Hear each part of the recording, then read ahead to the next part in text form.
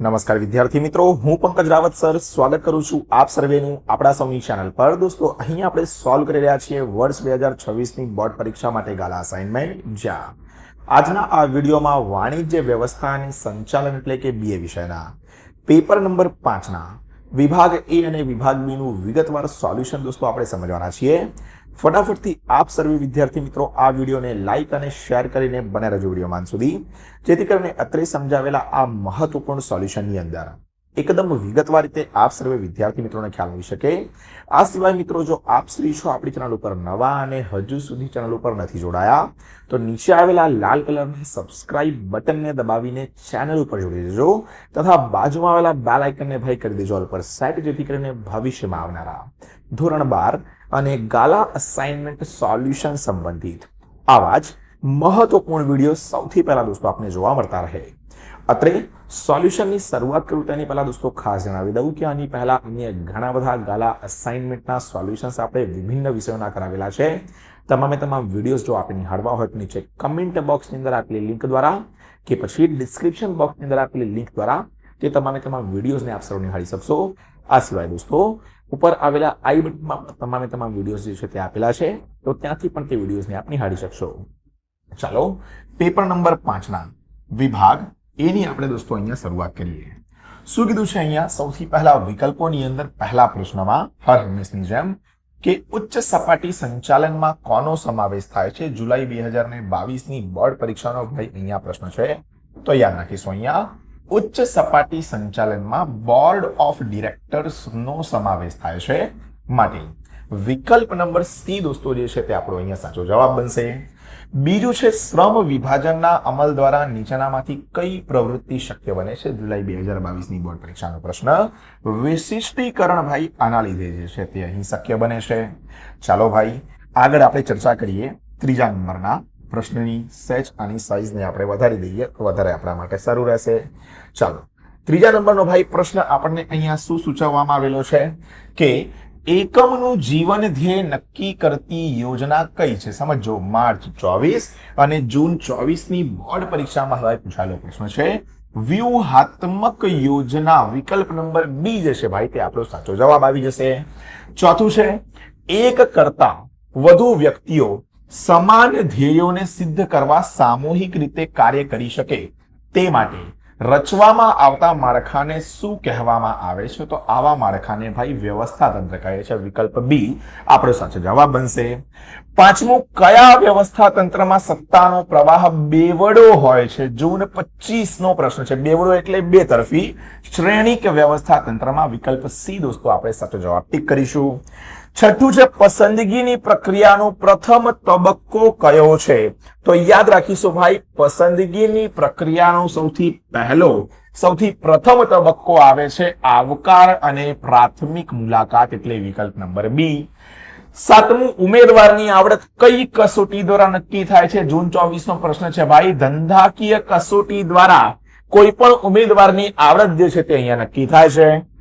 આઠમું, તળ સપાટી સંચાલનથી અહેવાલ સ્વરૂપે ઉચ્ચ સપાટી સંચાલન સુધી માહિતી મોકલવાની પ્રક્રિયા એટલે શું? માહિતી પ્રેષણ। વિકલ્પ A માર્ચ 22, 24 તથા જૂન 2024ની ભાઈ બોર્ડ પરીક્ષાનો પ્રશ્ન છે।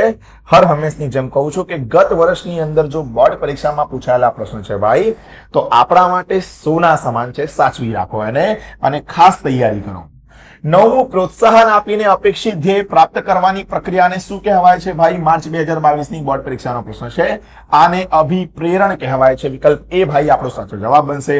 દસમું, નીચેનામાંથી કયું કાર્ય અંકુશનું નથી કીધું છે ભાઈ? તો યાદ રાખજો, ઉદ્દેશ્ય નક્કી કરવા, અને જુલાઈ 23ની બોર્ડ પરીક્ષામાં પૂછાયેલો ભાઈ આ પ્રશ્ન છે। 11, કાર્યશીલ મૂડીનું પાયાનું લક્ષણ શું છે ભાઈ? તરલતા। વિકલ્પ A આપણો સાચો જવાબ આવશે। 12મું છે ચાલુ મિલકતોનો સરવાળો એટલે શું? તો કે ભાઈ વિકલ્પ C કુલ કાર્યશીલ મૂડી। ચાલો મિત્રો આગળ વધીએ 13મા નંબરના પ્રશ્ન તરફ।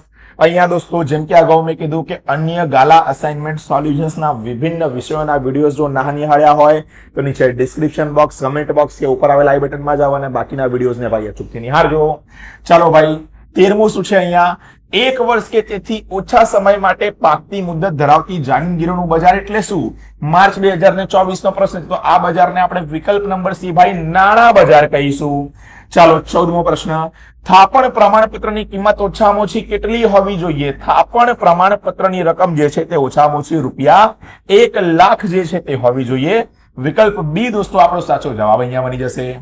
16 છે વેચાણ વૃદ્ધિની પ્રયુક્તિઓને કારણે કઈ પરિસ્થિતિનું નિર્માણ થાય છે? તો યાદ રાખીશું, ગ્રાહક પેદાશને ખરીદવા તાત્કાલિક પ્રેરાય છે. વિકલ્પ નંબર એ.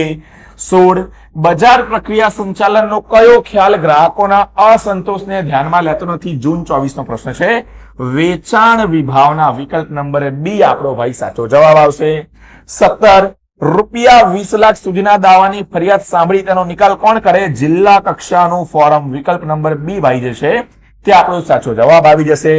ચલો ભાઈ, ત્યારબાદ આગળ વધીએ આપણે 18મા નંબરનો પ્રશ્ન કે ભાઈ ગ્રાહકોના થતા શોષણને કેટલા વિભાગમાં વહેંચી શકાય? જૂન 24 નો પ્રશ્ન છે. તો ગ્રાહકોને થતા શોષણને 3 વિભાગની અંદર જે છે તે આપણે વહેંચી શકીએ છીએ. 19મું ખાલી જગ્યાના દિવસને આંતરરાષ્ટ્રીય કક્ષાએ દર વર્ષે ગ્રાહક અધિકાર દિવસ તરીકે ઉજવવામાં આવે છે. તો ભાઈ 15મી માર્ચ. વિકલ્પ નંબર બી. 20મો અને છેલ્લો વિકલ્પ છે ગ્રાહક સુરક્ષા ધારો કયા વર્ષમાં અસ્તિત્વમાં આવે? જૂન 22 નો પ્રશ્ન છે ભાઈ. તો 1986 માં, એટલે કે વિકલ્પ ડી ભાઈ આપણો સાચો જવાબ આવી જશે.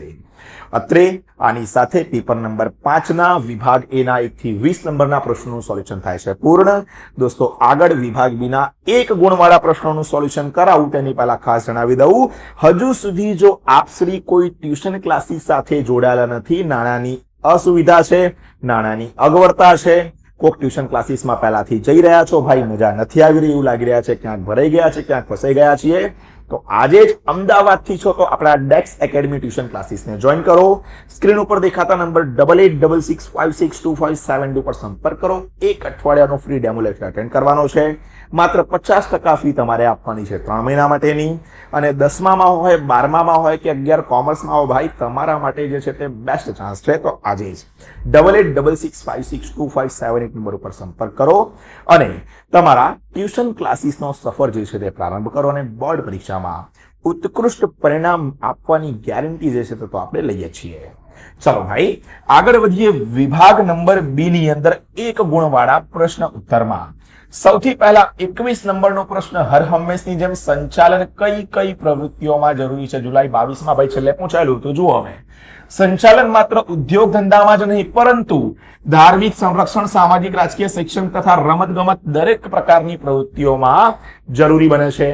ચાલો ભાઈ 22 OR નું વિસ્તૃત રૂપ આપો. Operation research. ગુજરાતી, અંગ્રેજી જેમાં ફાવે એમાં લખો, કંઈ જ ખોટું જે છે તે છે નહીં. ચાલો ભાઈ 23 નંબરનો પ્રશ્ન, શ્રેણીક વ્યવસ્થા તંત્ર એટલે શું? જુલાઈ 23 તથા માર્ચ 24 ની બોર્ડ પરીક્ષામાં જે છે તે પૂછાયેલો પ્રશ્ન છે. તો સમજાવી દઉં ભાઈ અહીંયા શ્રેણીક વ્યવસ્થા તંત્ર અંગે. શું કીધું શ્રેણીક વ્યવસ્થા તંત્રમાં? કે શ્રેણીક વ્યવસ્થા તંત્રમાં 2 અલગ અલગ પ્રકારના માળખા હોય છે. એક સામાન્ય ક્રમનું માળખું કે જે નિર્ણય પ્રક્રિયાનો ભાગ છે. બીજું ટેકનિકલ પ્રયત્નોના ઉકેલ અંગેનું માળખું જેને પ્રોજેક્ટ માળખા તરીકે પણ ઓળખવામાં આવે છે. આ બંને માળખાઓના સંયોજનથી ઉદ્ભવતા વ્યવસ્થા તંત્રને શ્રેણીક વ્યવસ્થા તંત્ર કહે છે. બરાબર. તો આ 23 નંબરનો આપણો પ્રશ્નનો ઉત્તર થઈ ગયો. 24 જવાબદારી એટલે શું? જવાબદારી એ ઉપરી અધિકારી દ્વારા જે તે કાર્ય માટે વહેંચવામાં આવેલ ફરજ છે. કોઈ ચોક્કસ કાર્ય પૂર્ણ કરવા માટે જે કાર્ય સોંપણીનો આવશ્યક ભાગ હોય તે જવાબદારી તરીકે ઓળખવામાં આવે છે. ચાલો ભાઈ 25મા નંબરના પ્રશ્નની આપણે જરા ચર્ચા કરી લઈએ. શું કીધું છે 25મા નંબરના પ્રશ્નમાં? પસંદગીની પ્રક્રિયાનો આધાર જણાવો. માર્ચ 2024 ની બોર્ડ પરીક્ષાનો ભાઈ પ્રશ્ન છે. પસંદગીની પ્રક્રિયા કરવાનો આધાર એકમનું કદ, એકમનો પ્રકાર અને કર્મચારીઓના પ્રકાર ઉપર રહેલો છે. ચાલો ભાઈ 26 નંબરના પ્રશ્ન તરફ આપણે આગળ વધીએ. શું કીધું છે 26 નંબરના પ્રશ્નમાં? અવિશ્વાસ અને ડરની માહિતી સંચાર ઉપર શું અસર થાય છે? જુલાઈ 22 નો અને ખૂબ જ મહત્વપૂર્ણ પ્રશ્ન છે ભાઈ. જ્યારે વ્યવસ્થા તંત્રમાં અવિશ્વાસ અને ડરનું વાતાવરણ પ્રવર્તતું હોય ત્યારે દરેક સંદેશાને શંકાની દ્રષ્ટિએ જોવામાં આવે છે. 27 વિદેશી રોકાણ સંસ્થાએ કોની સમક્ષ તેની નોંધણી કરાવવી પડે છે? જુલાઈ 2023 નો પ્રશ્ન છે. વિદેશી રોકાણ સંસ્થાએ SEBI security exchange board of India સમક્ષ તેની નોંધણી કરાવવી પડે છે. દોસ્તો ખાસ જણાવી દઉં, ઇન્સ્ટાગ્રામ ઉપર આપણા બંને જ પેજીસ @DEX Academy કે પછી @પંકજ રાવત સરને ફોલો ના કર્યા હોય તો આજે ફોલો કરો. મહત્વપૂર્ણ ક્વિક અપડેટ્સ અને મજેદાર માહિતી તો ત્યાં આવશે જ, પરંતુ સાથે ને સાથે જ પર્સનલી મારી જોડે વાર્તાલાપ પણ જે છે તમે કરી શકશો અહીંયા. અને ટેલિગ્રામ ચેનલ ઉપર તમામ પીડીએફ્સ ને મેળવવા માટે ભાઈ ખાસ જે છે તે અહીંયા જોડાઈ જજો. ચાલો ભાઈ આગળ ચર્ચા કરીએ 28મા નંબરના પ્રશ્નની. જામીનગીરીઓની ખરીદ વેચાણ પ્રક્રિયામાં કરાર નોંધ કોન્ટ્રાક્ટ નોટ એટલે શું? જુલાઈ 23 નો પ્રશ્ન છે.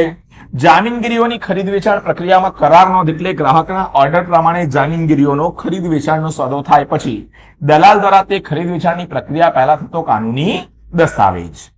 29 વ્યક્તિગત વેચાણ એટલે શું? માર્ચ 23 નો ભાઈ અહીંયા પ્રશ્ન છે, સમજી લઈએ. શું કીધું છે?